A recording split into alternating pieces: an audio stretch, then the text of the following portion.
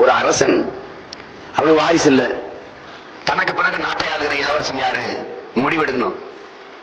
அப்ப என்ன செய்யறான், அவன் ஒரு 12-13 வயசுல இருக்கிற சிறு பிள்ளைகள்ல எல்லாருக்கும் ஒரு தேர்வு வைக்கிறான். ஒரு விதையை கொடுத்து இதை நல்லா முளைக்க வச்சு வளர்த்து கொண்டு வர்றவன் எவனோ அவன் தான் இந்த நாட்டின் இளவரசன் அனுப்பிடும். அது சிறப்பா எந்த செடி வளர்ந்துருக்கோ அந்த செடிக்கு சொந்தக்காரனை இளவரசனா தேர்வு செய்யுங்கிறத அறிவிப்பு. நாட்டில் இருக்கிற பிள்ளைகள் அவங்க பெற்றோர்கள் எல்லாம் பேரார்வம் கொண்டு என் மகன் நீ நாட்டை ஆள போறான், இளவரசன் ஆக போறான், என் மகன் நாட்டுக்கு இளவரசன் ஆக போறான்னு தொட்டியில மண்ணை போட்டு அதுல விதையை போட்டு தண்ணியை ஊற்றி வளர்க்குறான். எல்லாரும் வீட்டு விதையும் முளைச்சு பிரமாதமான செடியா, பெரிய செடியா அழகா வளர்ந்துருது. அரசர் அறிவிச்ச நாள் வந்துருது, எடுத்துக்கிட்டு போகணும். ஆனா ஒரு ஓலை குடிசையில ஏழை தாயின் மகனா பிறந்த ஒரு சிறுவன் அந்த விதையை போட்டான், தண்ணியை ஊத்துனா முளைக்கவே இல்லை. இப்ப அந்த அரசர் கிட்ட போய் இந்த செடி முளைச்சதை காட்டணும், எந்த செடி உயரமா இருக்கு, எந்த செடி செழிப்பா வளர்ந்துருக்கும், அவன் தான் இளவரசன். அப்ப இந்த மகன் எப்படி, நான் இந்த முளைக்காத செடி இந்த சட்டியை தூக்கிட்டு எப்படி போறது, என் செடி முளைக்கலையே அப்படின்னு.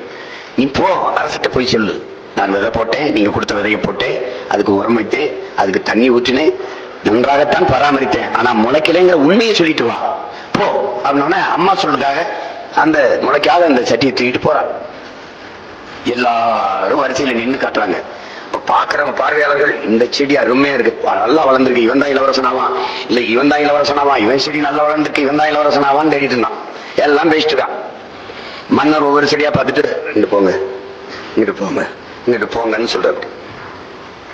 கடைசியா முளைக்காத அந்த அந்த சட்டியை வச்சுக்கிட்டு அந்த ஏழை சிறுவன் நிற்கிறான். அவனை பார்க்கிறாரு. அரசே, நீங்க கொடுத்த விதையை இதுல நான் போட்டேன், அதுக்கு வேண்டிய அளவு உரம் வச்சேன், தண்ணி தொடர்ச்சியா ஊத்துனேன், நான் முளைக்கல அப்படின்றான். அவனை பார்த்து கட்டி பிடிச்சு, நீ தாண்டா இந்த நாட்டின் இளவரசன் தான், அப்ப நீங்க எல்லாம் இளவரசர் ஆகிறதுக்கு தகுதி இல்லை, நீங்க போகலான்றாரு. எல்லாரும் இப்படி ஏன் சரி முளைச்சு பைத்தியக்கார நாய்களா, நான் கொடுத்தது உங்களுக்கு அவிச்ச விதைடா, அது எப்படா முளைக்கும். ஒரு நாட்டில் ஒரு ராஜா தனக்கு பக்கபலமா இருக்கிறதுக்காக, கூட துணையா இருக்கிறதுக்காக ஒரு தளபதியை தேடுறாரு. சரியான தகுதிகளோட ஒரு 10 பேர் செலக்ட் ஆகுறாங்க. ஆனால் அதில் ஒருத்தர் மட்டும் தான் செலக்ட் பண்ணணும். அதனால அந்த ராஜா என்ன பண்றாருன்னா ஒரு டெஸ்ட் வைக்கிறாரு. அந்த 10 பேர் கையிலையும் விதை நெல்லை கொடுத்து இதை நல்லா வளர்த்து கொண்டு வாங்க, ஒரு 3 மாசம் கழிச்சு வாங்கன்னு சொல்லி அனுப்பி வச்சிடுறாரு. 3 மாசம் கழிச்சு வரும்போது அதில் ஒருத்தர் ஆளு உயரத்துக்கு வளர்த்துருந்தாரு, ஒருத்தர் தோல் உயரத்துக்கு வளர்த்துருந்தாரு. அதில் ஒரு 9 பேரும் நல்லா வளர்த்து கொண்டு வந்திருந்தாங்க. ஒருத்தர் மட்டும் வெறும் தொட்டியோடவே வந்தார்.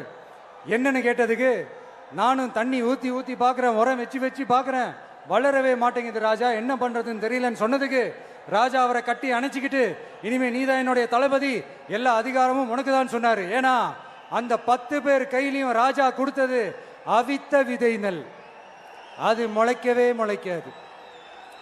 அந்த 9 திருட்டு பயலும் என்ன பண்ணியிருக்காங்கன்னா,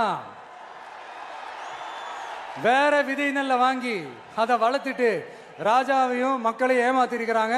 ஆனா இவர் மட்டும் உண்மையை போட்டு உடைச்சிட்டார். அதனால ஒரு நாட்டுக்கு திறமை எந்த அளவுக்கு முக்கியமோ அந்த அளவுக்கு உண்மையும் நேர்மையும் முக்கியம். இப்போ நீங்க எல்லாரும் தான் அந்த ராஜா. நீங்க தேர்ந்தெடுக்க போற அந்த தளபதி